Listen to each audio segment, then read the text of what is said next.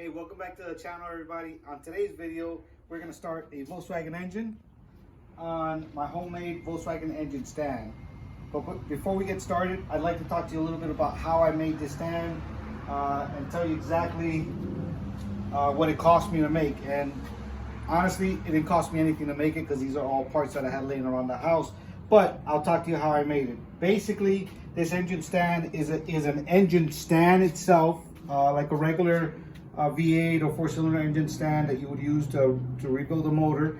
I had a garbage Volkswagen transmission, so don't hate on me for cutting it up, but basically I cut the bell housing off of that transmission. That was a boat anchor. It was completely corroded inside. There wasn't a single gear that was any good, and I used the other half for something else, so it all went to good use. But I cut the bell housing off, drilled some holes through it, and basically fabricated the bell housing to bolt onto the engine stand where the engine would bolt onto.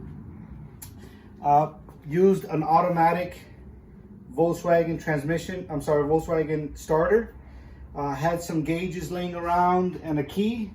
So I have a tachometer, I have an oil pressure gauge. The only thing I don't have is a voltage gauge, which I'd like to at some point put on there. Connected the battery and did a bunch of like rigging of wires. But today we're gonna use this to start Ramsey's engine. Ramsey's over here in the corner hiding. Ramsey put this motor together. Let me show you what it is. Maybe Ramsey, you can talk about it a little bit. Well, it's a 1600 dual port. I made it a 1641 by putting some slip-ins. The case was sent out to California to do the thrust cut. They did a cam. They reamed the cam also, and they reamed the whole engine. They sent it back. Took forever because of COVID, but finally got it back. We put it together. Richard did the short block. I pretty much did everything else. I basically went with an all blacked out murdered look. I tried to paint everything black as much as I could. This is going in a bus, in a 1970 bus, so it has the mustache bar. It has the stock exhaust with coming off to the side. Converted it to an alternator, put a 36 horsepower style doghouse fan shroud on it.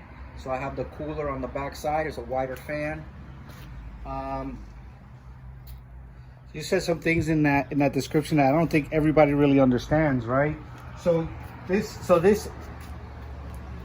housing is a doghouse housing, which means that it has what, like this extra piece here in the back. Yeah. It has the oil cooler is outside the fan, not inside of it. Okay, and that allows it to cool not cool it better, but to not throw all the hot air on the number 3 cylinder. It doesn't restrict the airflow going into your 3 and 4 cylinders. Okay. Because the air gets deviated. Versus in the old, when Volkswagen originally came up with the design, they had the oil cooler inside the fan, so it would have to go through the fan. I mean, not the fan, the oil cooler, in order to cool off the fan. So I guess they realized that it was causing less air, and this side of the engine was running hotter. It was causing less air, and it was throwing hotter air, right? Because it was taking the heat from the oil cooler and kind of dumping it on the cylinders. Yeah. Correct. And then the other thing that you said that maybe not everybody understands, it's a 1600 base engine, but you made it a 1641, and you said that you did that with slip-ins. So basically, you did what? You went from slip-ins, meaning a bigger piston, right? Yeah, it's a piston cylinder kit that you can buy. Okay, so from what? Correct me if I'm wrong. It's 86 or 85.5 to 87s. I believe so. Yes. Yeah. Or 88. I'm not sure. Off the top of my head, I'm not sure. All right. But yeah, it makes it a 1641 in displacement. That's pretty cool. So we're gonna mount this on the stand, connect the oil pressure line so that I can tell that the motor has the accurate amount of oil pressure, and then we'll tune it. We'll run it for 20 minutes to break it in, and then check for leaks. And if everything checks out, then off the stand, in your van, home, Bus. in your bus today. Today. Today. Okay. It's gonna be running on its own today. All right. Well, let's get to it. All right. While Ramsey pours in the oil, probably the oil that'll be in there for only 20 minutes, which sucks, right? Yeah. The way this works is that I have a power wire coming from the ignition switch, and then this is the ground that's gonna go on the coil for the tachometer. So I'm gonna put this on the ground of the coil, which is on this side, and I'm gonna put this one on the positive of the coil, which is on the top here, which is the same thing you would have if the motor was in the car. And then I also connected this brass or this copper line that goes into the oil pressure switch, which should shoot oil into the gauge and tell us what the oil pressure is. Other than that, he's put 2.5 quarts? I put 2 for now. 2 quarts? I want to check. Okay.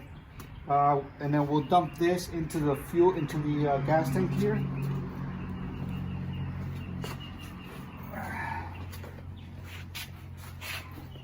We'll set this back here.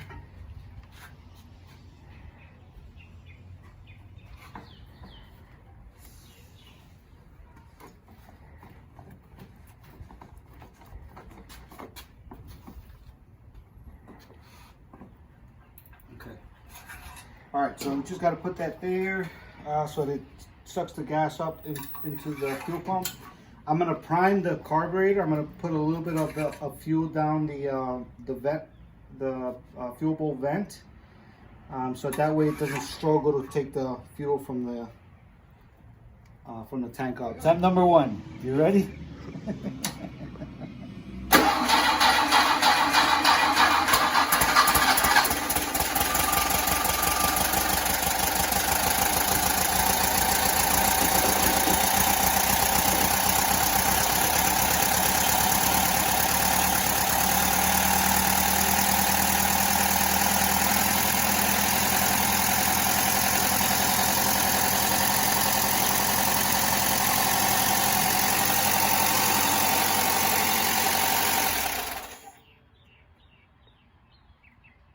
Sounds weird.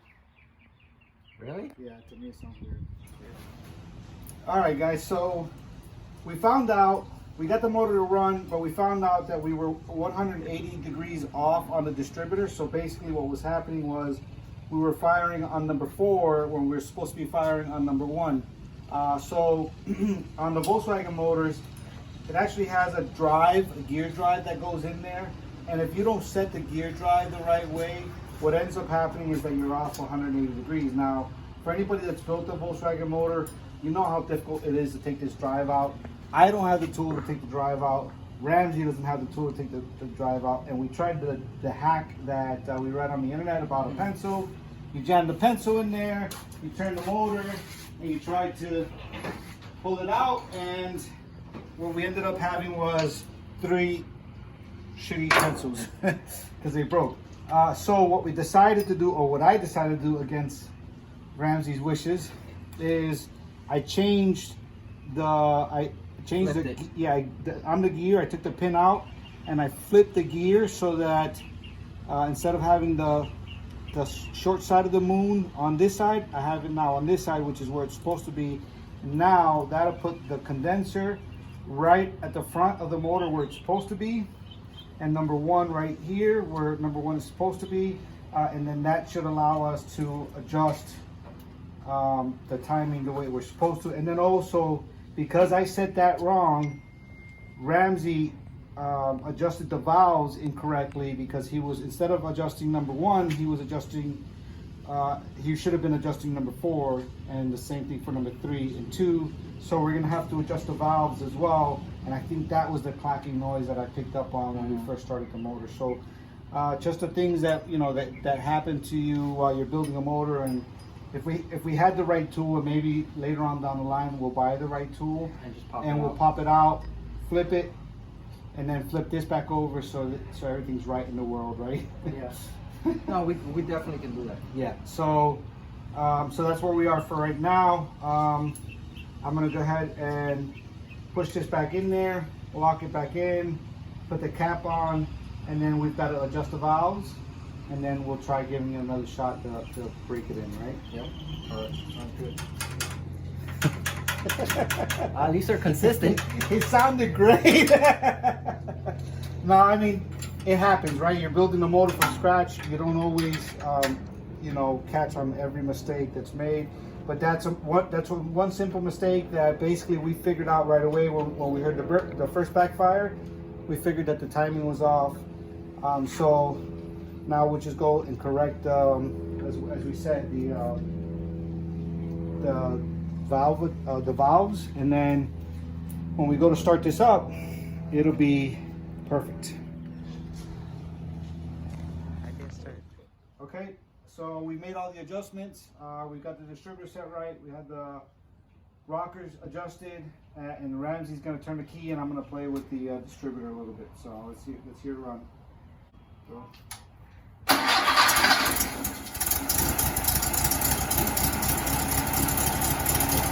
Great!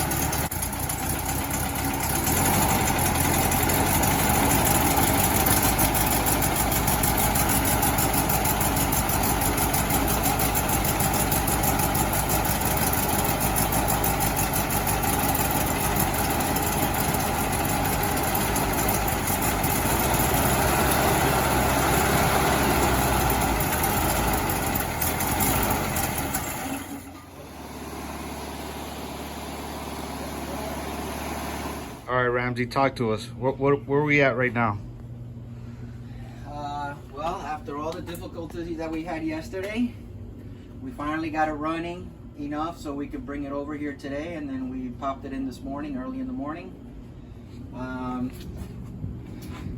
Connected all the wires, extended the wires that needed to be extended, because this at one point was it didn't have an alternator, it had a generator, so all the wires needed to be extended and corrected. Put the seals in for the engine compartment, put the rear apron in, and we're about to start it now for the first time in the bus. The accelerator cable. Yeah, talk to me about your emotional roller coaster here. Oh, brother. Well, I've been doing this for so long that I know there's always going to be issues that pop up, but it just sucks that every time, right when you're going to get to the top, something hits you and you go right back down again. So I was telling him, I go, dude, I'm going to need some counseling after this one, because you start climbing, all right, it started, oh wait, but I can't get the timing right, so you know your emotions go down. Oh, look, it's working again now, everything's fine. Oh, but you know, distributor shaft is not installed correctly, or this, or we're gonna have to flip things around. And now the latest issue now is the accelerator cable. I was planning on using the same accelerator cable that was there. Shame on you for it. But it turns out that the little barrel that you grip onto, it must have broken off at one point, so it's short, so it doesn't reach the carburetor. Yep. And after inspecting it, the reason why it probably broke off is because it's really rusted and crusty, so I'm gonna have to put a new accelerator cable, which I was gonna do anyway, but you know, I figured I could just use that one for now so I can at least get the bus running on the road. So yesterday though, we didn't talk about this bus. Like, this was one of 3 that you bought like 15 years ago, feels like. It feels like 15, but actually it was maybe 5 years ago. Uh-huh. I bought 3 buses, and the plan was to fix 2 of them, flip them, and then keep the 3rd bus, which is this one. And my plan pretty much worked out, because I was able to sell the other 2 buses, and this one here is paid off.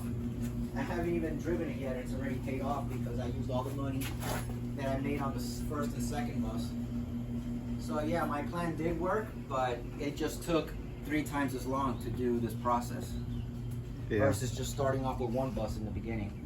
Well, but you had fun building the other one, because you sold the other one as is, right? The first one I had to sell it as is because it was really rusted, and I didn't want to deal with it, so I basically sold it for what I put into it. And then the 2nd bus is where I made a good profit on it, and then now this one is paid for. So you're suggesting that everybody trying to build a Volkswagen is buy 3 at a time? No. No. This is a 3-year process. I'm going on 4 years. All right. So you put what'd you say? You put gas in the gas tank for the first time in what? How long do you think? I'm gonna say 20 years. All right. So now it's got fuel. You got electricity. Are you gonna turn the key? I'm gonna turn the You key. think it's gonna start?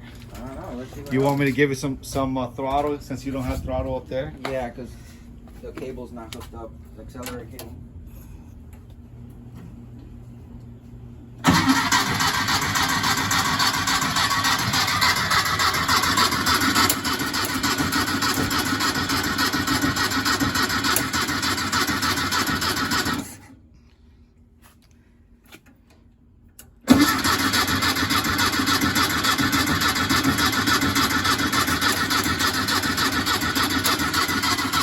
Stop. You're not getting. I don't think you're getting any spark.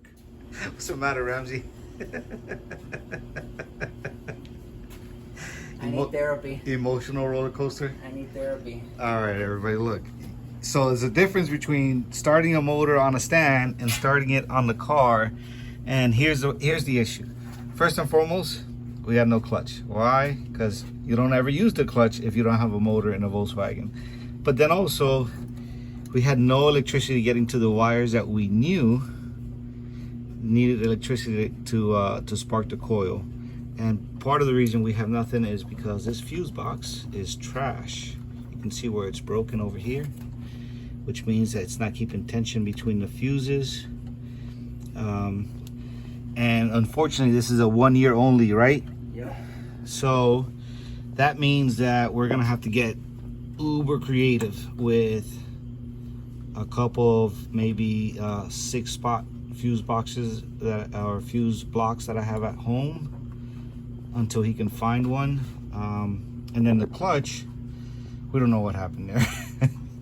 Either the tab that the cable hooks up to the eyelet, Mhm. little hook. I think that's what it is. Which at that point, then you're fucked again. It probably broke because it was there. I put a new clutch cable. All right. Well, you gotta figure out. Regardless, you're gonna have to lift the front to change the throttle cable, and then The figure clutch cable. figure out. the pedal assembly Yeah. for the clutch. Mm-hmm. Because in this year, it goes into the frame.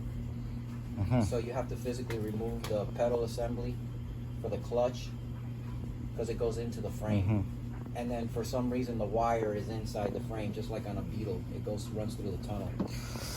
Versus the early buses, you don't have to do that. All right. So progress on this bus is stalled.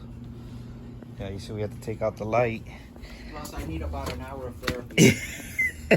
We took out the test light to check to see if there's any electricity coming to the coil, and as you can see, there's nothing. But I turned the ignition on. yeah, no, but regardless, we know there's nothing because there's no fuses there. So that being said, we're gonna give up on this for today, and we're gonna go play with my bus. So see you guys on the next one.